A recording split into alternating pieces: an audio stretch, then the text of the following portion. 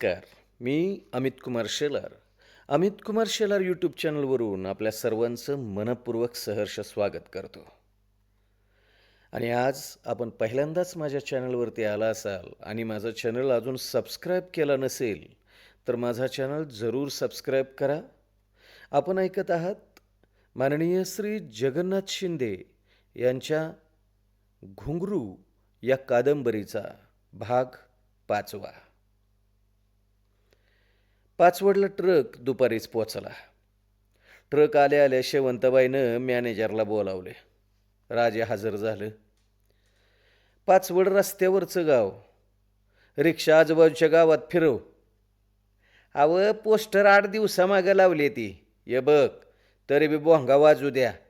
Y Kudal निवडी गावापर्यंत रिक्षाला बोंगा लावून फिरवा. जी, आम्ही स्टेजकडे बघतो. असं म्हणत शेवंताबाईनं हाळी दिली. रावजी पाळेवाडीकर, रावजी. रावजी धावत आला. रावजी, कनातीची पोरं कामाला लागले ती. 7 वाजायच्या आत कनात उभी राहिली पाहिजे. इतका वकूत नाही लागायचा. बरं, लागा कामाला. अरे तो भीमा कुठं आहे र? भाजीपाला आणाय निघालाय, सख्यानं सांगितलंय. आज भाजीपाला न ग. मग या बघा, 20 किलो सागुती आण म्हणावं. 20 किलो? सख्याचं डोळं पांढरं झालं. खार 4 हाडकं समद्यासनी आली पाहिजे ती. हे ऐकून सख्या चेकाळा आणि धावतच निघाला. तू र कुठं? सागुती आणाय. आईला स्वयंपाकी आहेस का तू? पर आता तुम्हीच तर म्हणला. अरे सख्या, भीम्याला निरोप दे आणि तू असं कर. मी काय करू? बाटली आणि चांगली डागदार इसकी. मी नाही आणणार. का र सख्या? बकुळाबाई चिडते ती. अरे तिला रांड्याला चिडाय काय झालं? तिच्या बापाच्या कष्टाची पेत नाही मी. माझ्या रक्ताची आहे इसकी. हे बघ, ही 200 ठेव आणि जा पळ बघू. सख्या पळाला. शेवंताबाई पुरुषाला लाजवील अशा आवेशात सारं बघत होती. सारं बाईजवार व्हावं म्हणून झटत होती. तेवढ्यात बकुळा दिसली. काय गय बकुळे? काय नाही, इकडे ये. एक कर, तुम्ही ती लाजू नका, जवळ बसा. ही जी गाणं आहे का नाही ती म्हणा. ती नीट बसलं नाही. रेसल करा. डोलकीवाल्याला घ्या, तालीम करा.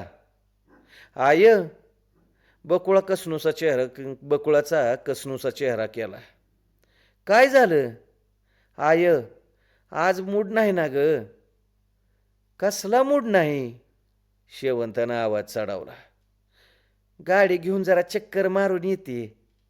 बकुळे, मी बघतीया. अलीकडे तुझी गाडी फड सोडून बाहेर लयच पळायला लागली ग. जेव्हा बघावं तेव्हा गाडी. हे बघ, इकूनच टाकती ती गाडी. अग असं ग काय करतेस आय? बकुळे, शिस्त म्हणल्यावर शिस्त. समद्यांना नियम सारखा. आय, आजच्या दिवस परत नाही जायची. जा, पण आजच्या दिवसाचं. बकुळा खुश झाली. आय, आता काय? हौशीला बरोबर नेती. ने आणि तिकडंच लगीन लावून दे. त्या रांड्यानं तोंडाला काळं फासलं आणि तिलाच बरोबर घेऊन निघालीस. आय, 4 गोष्टी समजून सांगते तिला. मनात येईल ती कर, पर इचारानं कर. आईच्या नावानं फड हाई ही इसरू न ग. आबरूला धक्का लाव देऊ न ग. बकुळानं पडत्या फळाची आज्ञा घेतली. तराट हौसाला घेऊन गाडीत बसली. ममद्यानं गाडी सुरू केली. ममद्या, गाडी कुडाळाला घे. ममद्यानं हायवेला उजव्या बाजूला टर्न मारला. बाजारतळ मागं पडला. सरताळ सोडलं. गाडी कुडाळाच्या सीमेवर आली. भल्या मोठ्या हायस्कूलची बिल्डिंग नजरेत भरली. पुऱ्या हायस्कूल भोवतलची निलगिरीची झाडं चांगली आकाशाकडे झेपावत होती. ती बघून बकुळा म्हणली, गावात करत्या माणसांची ही करणी दिसतीया. झाडाशिवाय गावाला शोभा नाही. गाडी बाजारपेठेत शिरली. रस्त्याच्या कडेनं भाजी, फुलं, लिंब, केळं विकणाऱ्या माणसांनी डोळं फाडून गाडीकडे बघितलं. अहो, अख्ख्या जिपत ड्रायव्हर आणि 2 तरण्या पुरी, म्हणजे आपसुकच सारे टकामाका टकामाका बघत होती.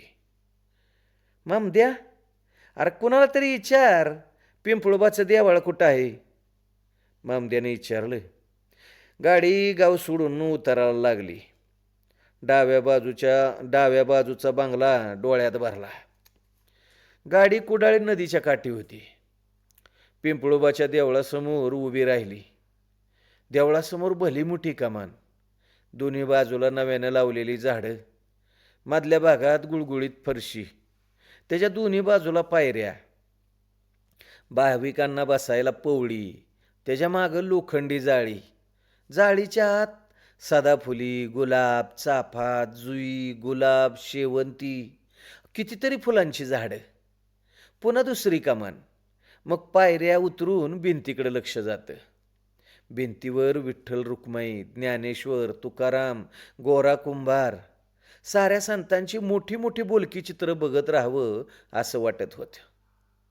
मंदिराच्या बाहेर नव्यानं लाखो रुपये खर्च करून सुंदर मंडप सातारच्या बाळासाहेब पाटलांनी उभा केला होता. देवळात बाहेरच्या गणपतीला नमस्कार करून नंदीला उजवी घालून दगडी दरवाजा ओलांडून जावं लागतं. दगडी बांधकाम, जमिनीला गुळगुळीत फरशी, आत गाभाऱ्यात प्रसन्नता. त्यामुळं आत प्रवेश करताच काळजात फुलांच्या काळ्या उमलल्यागत अंतःकरण सुवासात दाटतो. अंतःकरणात सुवास दाटतो. आपोआप हात जोडले जातात, डोळे मिटतात. कितीतरी वेळ समाधी लागते. तर समोर शेंद्राने माखलेला पिंपळेश्वर वाकडेश्वरांची स्वयंभू मूर्ती दिसते. भलं मोठं डोळं डोळ्यात भरतात. गाभाऱ्यात 2 शिळा, श्री पिंपळेश्वराची एक आणि दुसरी वाकडेश्वराची. मुख्य मंदिर शेकडो वर्षापूर्वीचं. श्रीराम फिरत फिरत इथं आले आणि हे स्थान त्यांना आवडलं. तिथं पूर्वी पिंपळाचं सुंदर वन होतं. एका वाकड्या पिंपळाच्या झाडाखाली एक तपस्वी साधना करीत होतं.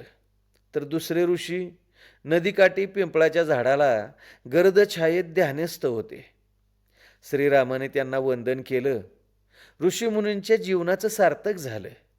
ते अदृश्य झाले आणि भली मोठी शिळा प्रगट झाली. तीच पिंपळेश्वर आणि वाकडेश्वराची प्रतिमा. पिंपळाच्या वनात म्हणून पिंपळेश्वर, तर दुसरे वाकड्या पिंपळाच्या झाडाखाली म्हणून वाकडेश्वर. ह्या भव्य मूर्तीच्या मधोमध शंकराची स्वयंभू पिंड आहे. श्री पिंपळेश्वर वाकडेश्वर मंदिर प्रत्यक्ष प्रभू रामचंद्राने बांधले असं सांगितलं जातं. इथं वर्षातनं 2दा भव्य जत्रा भरते. चैत्र पौर्णिमेला, हनुमान जयंतीनंतर येणाऱ्या पहिल्या बुधवारी, तर दुसरी विजयादशमीला. पालखीचा मान बोह्यांच्याकडे असतो. तेली समाजाची माणसं पालखीपुढं दिवटी धरतात. पवार मंडळी आरसा दाखवतात. अब्दुल मुसलमान उदबत्ती दुपाचा मान घेतो. जोशी वारा घालतो. माळी फुलांनी पालखी सजवतात. परीट काट्या सांभाळतात. देवस्थानाचा मान देशमुखांच्याकडे असतो. देव नवसाला पावतो, मनातली इच्छा पुरी करतो म्हणून साऱ्या महाराष्ट्रातनं भक्त इथं गर्दी करतात, गुलाल उधळतात. बकुळानं हात जोडलं, डोळं मिटलं, बराच वेळ ध्यान केलं. पुन्हा हात जोडलं. बसून राहिली कितीतरी वेळ तशीच, काही न बोलता डोळं मिटून राहिली. बऱ्याच वेळानं ती बाहेर पडली. नदीकाठी पिंपळाच्या झाडाखाली बसली. तिच्या शेजारी हौसा बसली. बकुळा शांत होती, काहीच बोलत नव्हती. तिचं हे मुकेपण हौसाला डचत होतं. एक इचरू काय? हा ग विचार की, तुम्ही गप का झालाय? हौसे, आज माझं मन भरून आलंय ग. माझ्या कुलदैवताचं दर्शन झालं, मन तृप्त झालं, शरीर पावन झालं. हौशी कोड्यात पडली. बकुळा शेवंताची पोरगी, शेवंता गुलाबराव सातारकरांची पोरगी, देव देशमुखांचा. मग हिचं कुळदैवत कसं? एक इचरू. हं, अव देव देशमुखांचा. होय, मी बी देशमुखच आहे हौसे. आई तमासगिरी नसल पर बाप बाप देशमुख आहे. काय म्हणता?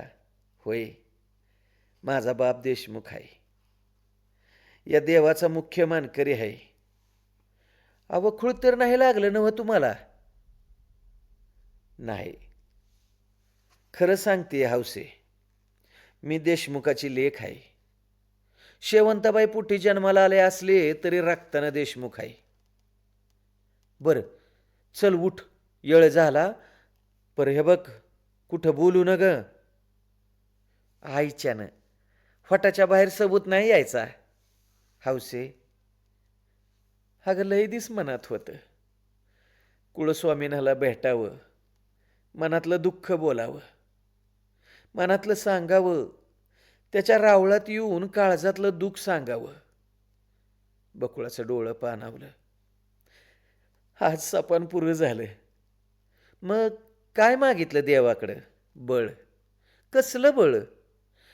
आईवर, माझ्यावर गेली 20 वर्ष झालेल्या अन्यायाविरोधी लढाईचं आहे मला. त्याच्यासाठीच बळ मागितलं. हौसी काही बोलली नाही. गाडी पाचवड्याच्या दिशेनं पळायला लागली. बकुळानं हौसीचा हात हातात घेतला आणि विचारलं, काय म्हणतो डोलकेवाला? कशाचं काय? लगीन करायचं म्हणतो.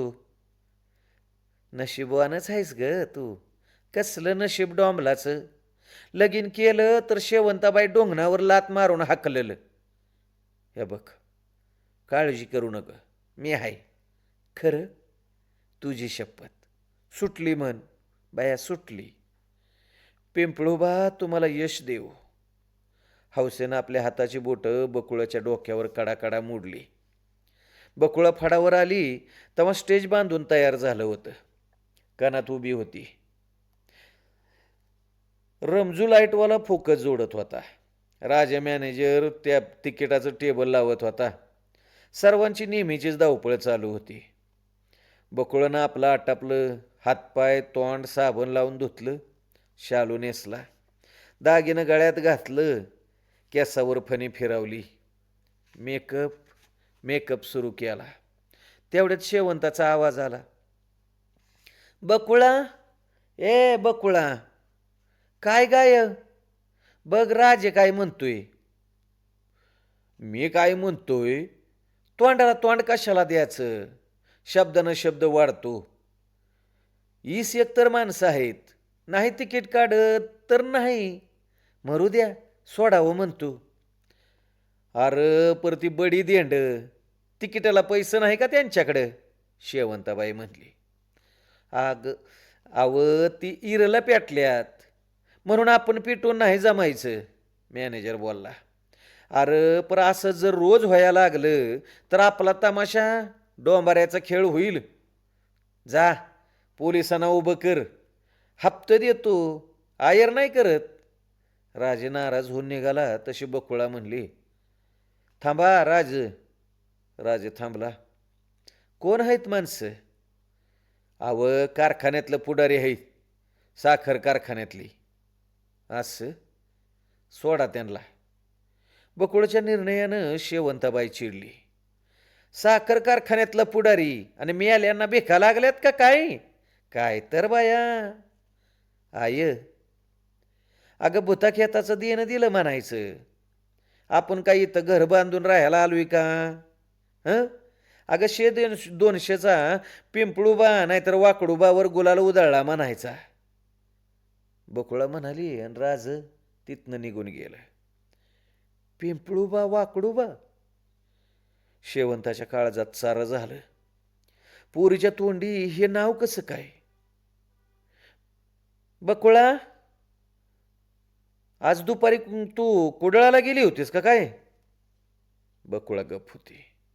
अगं काय विचारतीया?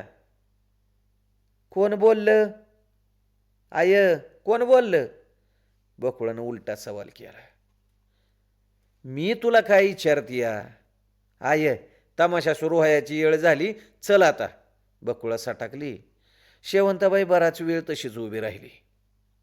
गण सुरू झाला, पण शेवंताबाईचा आवाज नेहमीप्रमाणे फुलला नाही, लागला नाही. शेवंताबाई स्टेजवरनं खाली आली. गवळण सुरू झाली. बतावणी रंगली. संगीत बारी पण झाली आणि बकुळा आपल्या तंबूत आली. तेवढ्यात सख्या धावत आला आणि म्हणला, बाईसाब, बाईसाब. काय रे सख्या? अहो पुढारी भेटायचं म्हणत्यात. अरे मग घेऊन जा की आईच्या तंबूत. त्या लय पिले त्या. अरे काय म्हणतोस? होईत आहे. त्या पुढाऱ्यांना बरं असं कर, त्या पुढाऱ्यांना माझ्या तंबूत आण. सख्या गेला. थोड्या वेळात पांढरे शुभ्र बगळे तंबूत शिरले. एवढ्या ताप्याला तंबूत बसायला जागा नव्हती, खुर्च्या पण नव्हत्या. बकुळा बावारली. काय करावं तिला समजना. तिची अडचण बघून त्यातला एक जण म्हणला, ऐ, बाहेरच थांबा.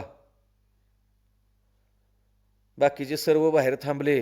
4-5 जण तंबूत आले. चहा मागवू का? नग, वाघाचं काम बघायचंय. आता कामाचंच बोलू. इथं आमचा साखर कारखाना आहे. मी चेअरमन आहे. दरवर्षाला आम्ही जंगी गणपती करतो. मेळ नाटकं वाहत्यात. आमची मंडळी म्हणतीया औंदात तमाशा करायचा. तेवढ्यात 60 वर्षाची टोपी दोस्तारावाला म्हातारं पुढं सरलं आणि जोर देऊन म्हणलं, ह्या बाका, त्यो बी तुमचाच तमाशा करायचा आहे. वय वय, तुमचाच तमाशा. बाबुराव पराठ्यांच्या बोलण्याला आमचा पाठिंबा आहे. सर्व सभासदांनी गालका केला. ह्या बघा, आम्ही वळीनं खेळ घेतो. काय होतं, 4-5 गाड्या, 600-125 माणसाचा लावा जमा. अहो ह्या टोकानं त्या टोकावर फिरवायचं लय महागात पडतं. असं करूया, बघूया त्या येळी कशा तारखा पडत्यात ते. बकुळा म्हणली, हे बघा, तुमच्या तारखांचा गोहळ आम्हाला सांगू नका. आम्हाला गणपतीला तुमचा तमाशा पाहिजे. काय रे चिमण्या? आता काय बोलणं झालं वय? चेअरमन, इसर देऊन टाका. आणि ह्या तारखेवरनं तुमच्या तारखा धरा. पर तमाशा पाहिजेच. साल दर वर्षाला मिचूळ कार्यक्रम, नाटकं मेळ. या बघा, ह्या वर्षाला अगदी नुसतं झणझणीत करायचं. काय? चिमणरावाने खुशीत म्हटलं. चेअरमनाने 10,000च्या नोटा बकुळाच्या हातावर ठेवल्या. ह्यो ॲडव्हान्स. बाकी खेळाच्या दिवशी. त्या दिवशी जेवण कारखान्यावर. जाताना 5 पोते साखर न्यायची. वर्षभर कारखान्याच्या नावानं चहा प्याचा. काय? बकुळा नाही म्हणू शकली नाही. त्याची 2 कारणं. एक, चेअरमनसह सर्व संचालकांचा आग्रह आणि दुसरं, भुंजापासून कुडाळ जवळ होतं. पुन्हा पिंपळेश्वराच्या दरबारात जाता येईल म्हणून. पुढारी रामराम करून गेलं आणि वाघात बकुळाचं काम नव्हतं. ती तडक शेवंताबाईच्या तंबूत गेली. शेवंताबाई आलकट पालकट घालून बसली होती. समोर बाटली. राजेच्या पण हाती एक बाटली, तर शेवंताबाईच्या हातात दुसरा ग्लास होता. समोरच्या ताटात सुक्क मटण होतं. आय, हे काय चाललंय? शेवंताबाई बोलण्याचा प्रयत्न करत राहिली, पण ती तर झाली होती. राजे, तुम्हाला तरी लाज वाटाय पाहिजे होती. मी नाहीच म्हणत होतो, पण आई म्हणली. हो, मूत पे प्याला. राजे, तुम्ही मॅनेजर असं दारू पिऊन धिंगाणा घालायला लागला तर उद्या पब्लिक चपलीनं हाणेल, चपलीनं. चुकलं माझं बकुळात आहे. माझं चुकलं. राजे तिथनं सटाकला. आता बकुळानं आपला मोर्चा आईकडे वळवला. आय, अगं येळकाळ तर बघावा ग. पुढं खेळ चाललाय, पब्लिक जमलंय, आणि तू तू दारू पिऊन तर. मला खेळाचं काय करायचं, पब्लिकचं काय करायचं? आय, असं म्हणू न ग. तमाशा तुझा आहे ग. माझा तमाशा? कोणी सांगितलं तुला? तमाशा माझा नाही, फड माझा नाही. मला नवरा नाही ग, मला देव नाही, मला कुणी कुणी नाही. आय, अशी का म्हणतीस? कुणीच तुझं नसलं तरी मी मी तुझी नाही का ग? तू माझी नाहीस, तू माझी नाहीस कार्टे. तू त्या जयसिंगरावाची आहेस.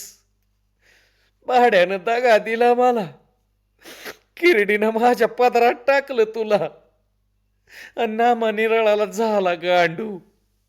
आणि आज तू तू त्याच्याकडे गेलीस, या शेवंताला टाकून गेलीस वय, फसवून गेलीस.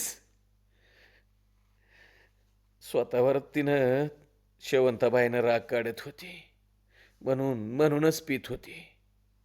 आई आज प्रमाणाभारात पिली. का पिली ते आता बकुळाच्या डोक्यात आलं. अगं छिन्नाले, या शेवंतानं तुझ्यासाठी काय नाही केलं?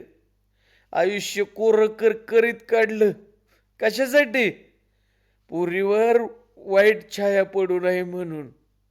अगं, अंगातली खाज अंगात जिरवली. शेकडो नजरा माझ्या अंगाला चाटायच्या, पर पर कोणाला उभा नाही केला मी.